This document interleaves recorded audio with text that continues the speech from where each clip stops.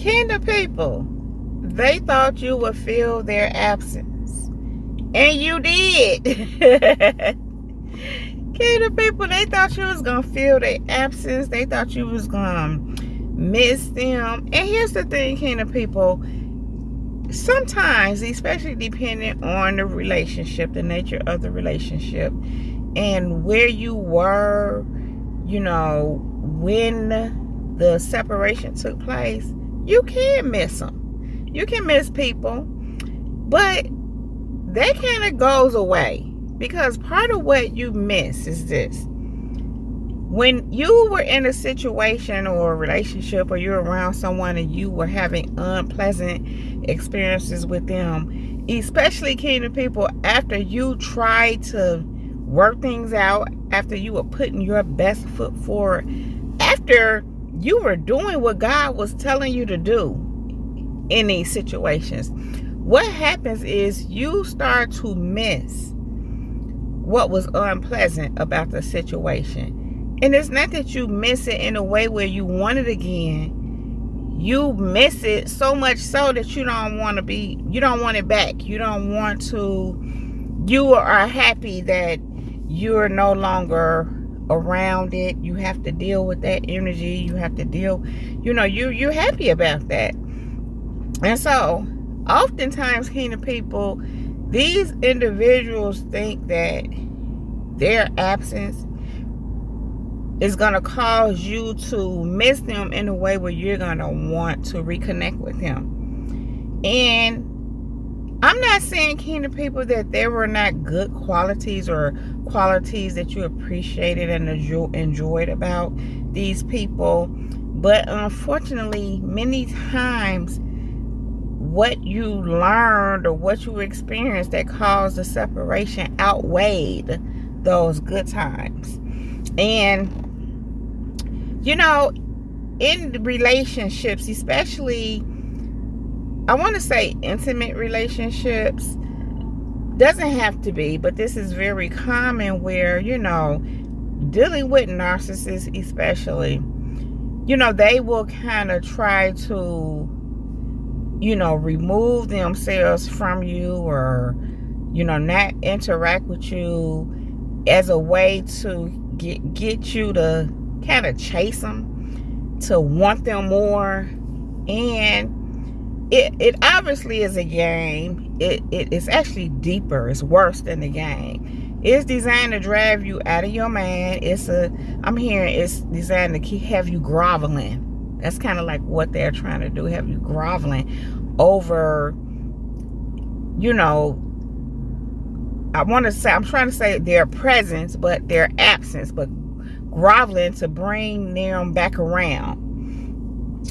And what be happening in them instances is that they want you to beg and grovel for the abuse. They want you to, that's what they want you to really miss, the abuse, because, here's the thing.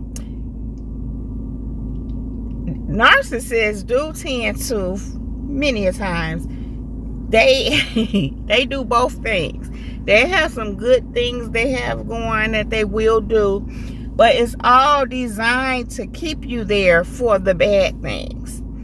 So what am I saying here, Kingdom people? You can't just be coming at somebody crazy wrong where you can, and it does happen, and think somebody gonna want to stay around. So they mix it. They do these things, the good things, I guess, if we're gonna call them that, to make you want that, but you're also here for this abuse that they have for you, this mistreatment.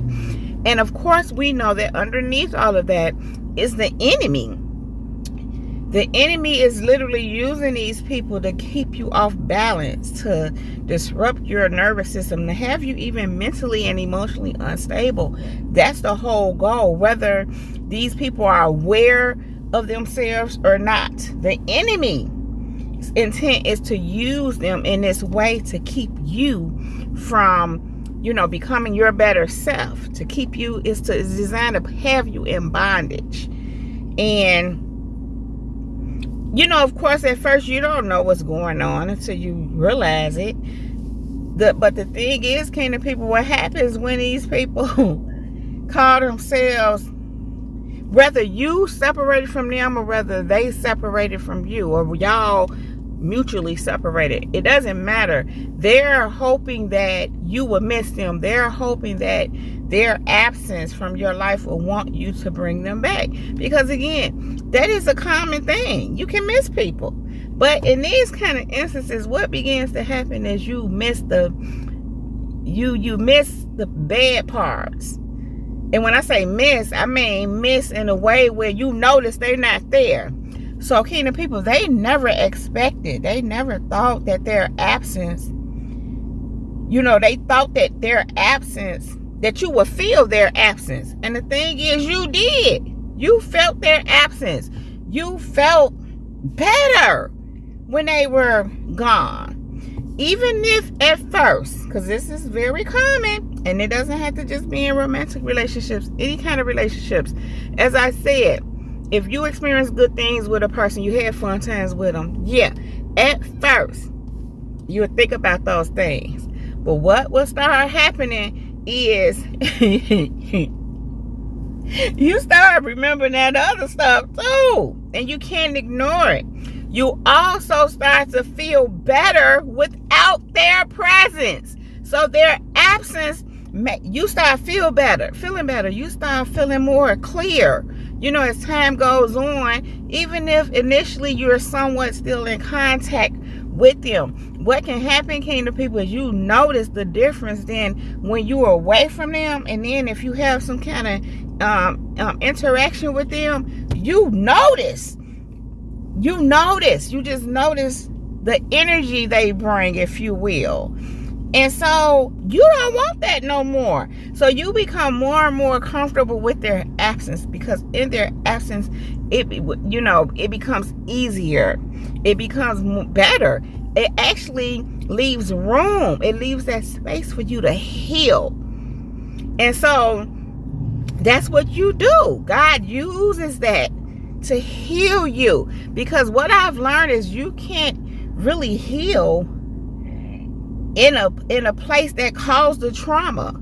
You can't be connected to people that contributed and caused you these traumas and these, that didn't mean you well, and you had all this dysfunction and unhealthy dynamics going on, and it affects you mentally.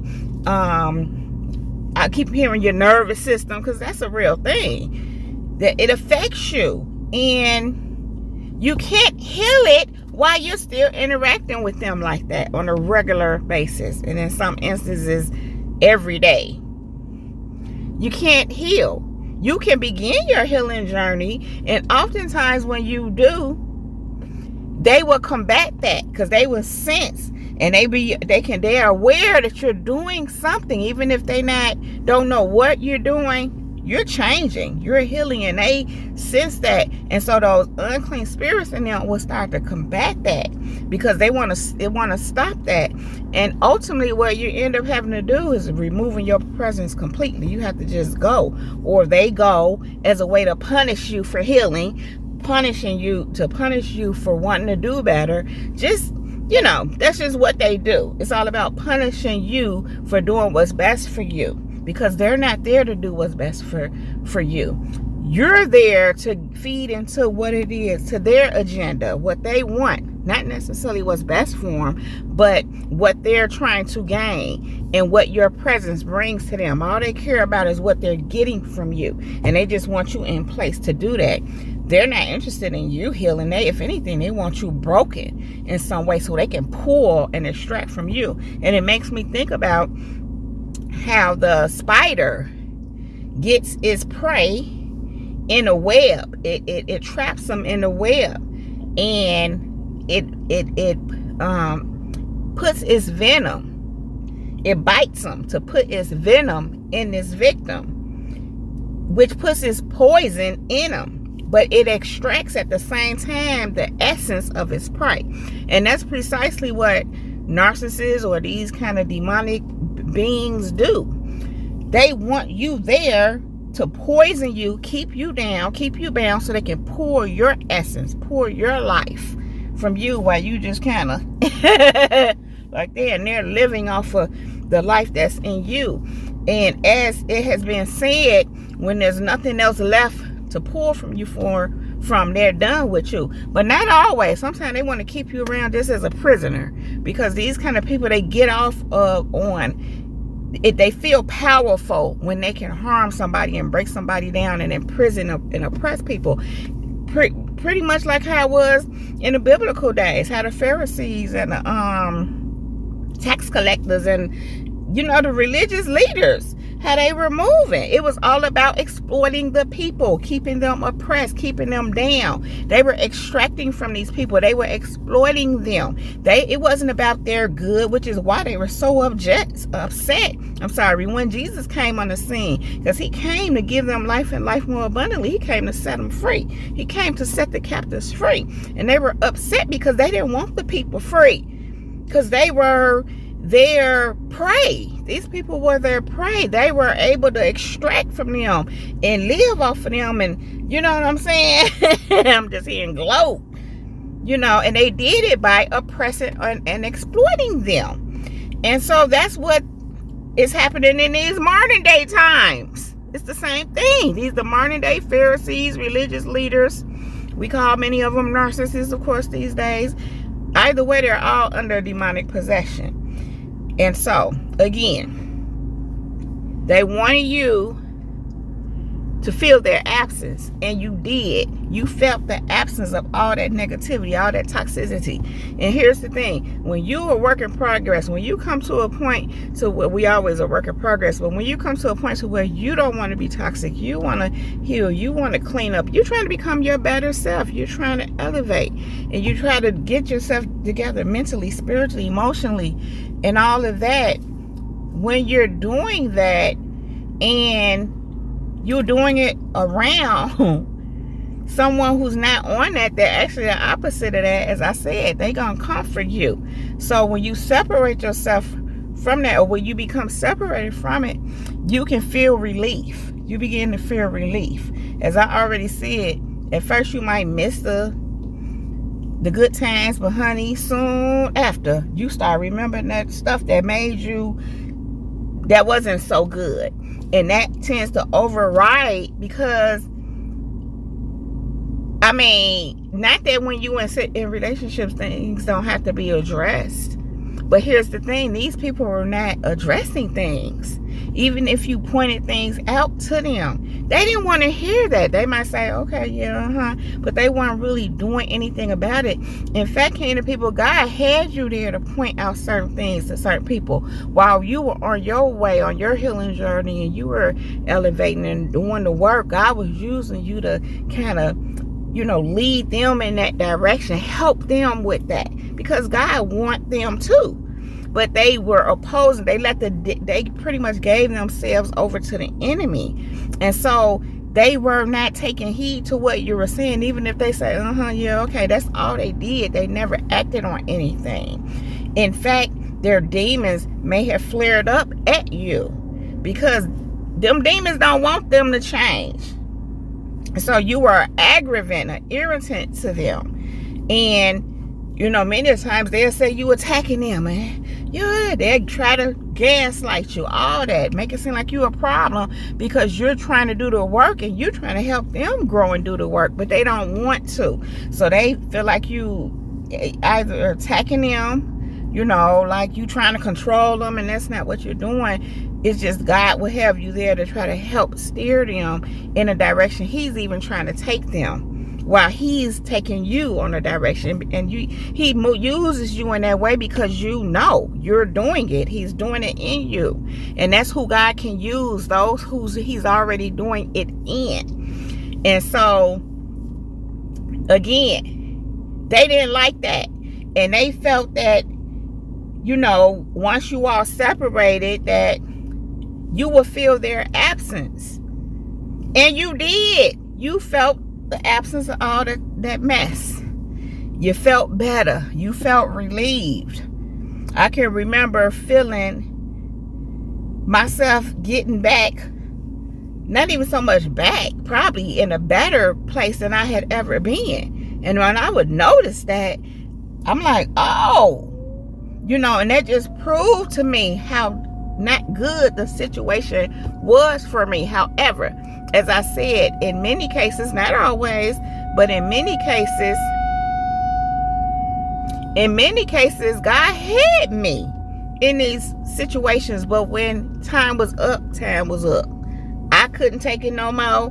God would show me things and, make it real clear. They would be acting out because it was clear, where maybe it wasn't clear, but it was clear enough